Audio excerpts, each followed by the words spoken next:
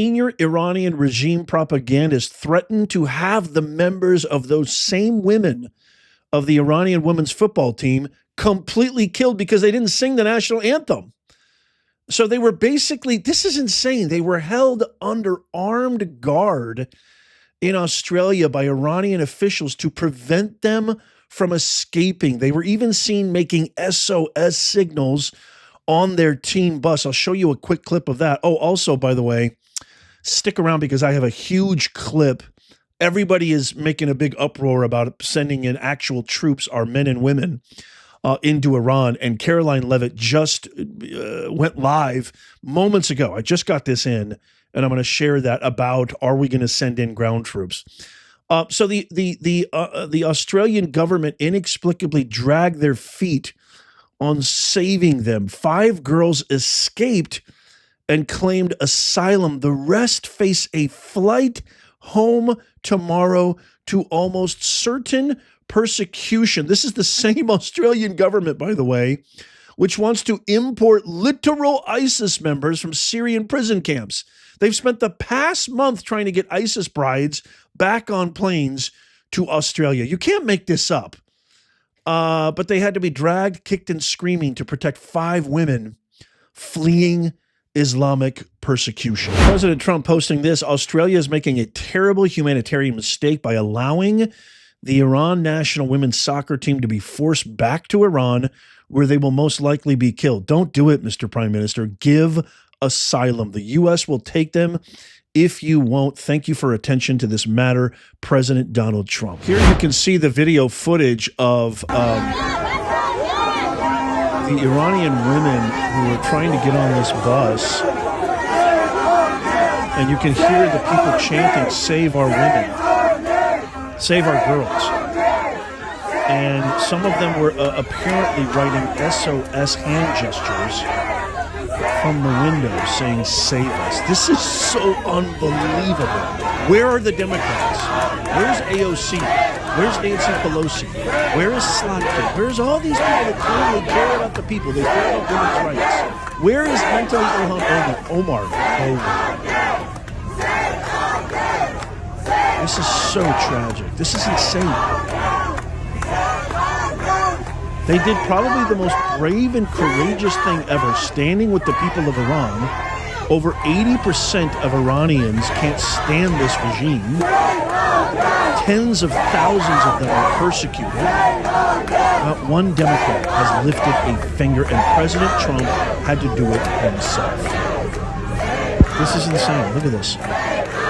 Save our girls. So who comes to the rescue? It's President Trump. He says, "I just spoke to Prime Minister Anthony Albanese of Australia." There's a lot of problems with that dude. Concerning the Iranian national women's soccer team, he's on it. 5 have already been taken care of, and the rest are on their way. Of course, President Trump to the rescue once again. Some, however, feel they must go back because they are worried about the safety of their families, including threats to those family members if they don't return. In any event, the Prime Minister is doing a very good job having to do with this rather delicate situation. God bless Australia. President Donald J. Trump. The Democrats don't stand for Americans at the State of the Union.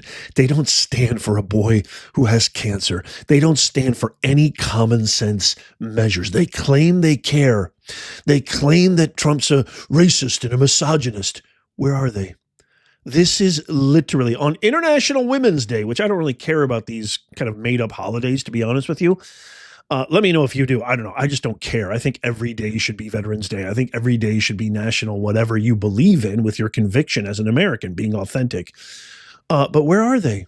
Where are they when the stakes really matter? They're nowhere. Why? Because they don't give a rat's ass about any morals, principles, values, even the Constitution. The only thing they care about is to make sure that they never have to face the free market or free enterprise system ever. Why? Because that means they'd have to actually compete with other people based on merit, and they can't do that. I'm going to share this quick clip here. President Trump announcing the deployment. Are there going to be the deployment of troops on the ground in Iran. I want to share this quick clip of Caroline Levitt clearing the air. Watch this. That they're going to see their sons get in and daughters get involved in this.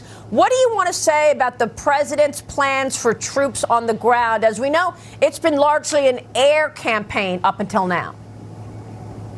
It has been, and it will continue to be, and President Trump wisely does not remove options off of the table. I know a lot of politicians like to do that quickly, but the president, as commander-in-chief, wants to continue to assess the success of this military operation. It's not part of the current plan right now, but the president, again, wisely keeps his options on the table. But as commander-in-chief, there's no greater priority or responsibility to this president than, of course, protecting the American people and protecting our troops and our bases in the Middle East, which Iran has been threatening for 47 years. They have killed and maimed thousands of American soldiers, and President Trump was not going to allow Iran to attack our bases and our troops and our men and women in the Middle East first, and that's why he took this historic action by launching Operation Epic Fury. One last clip I want to share with you. CNN just had to be basically forced to admit that Americans who served in the U.S. military support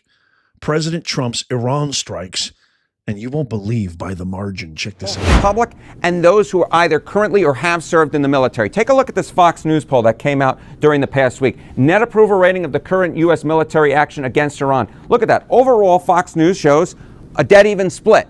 But look at those who served in the military.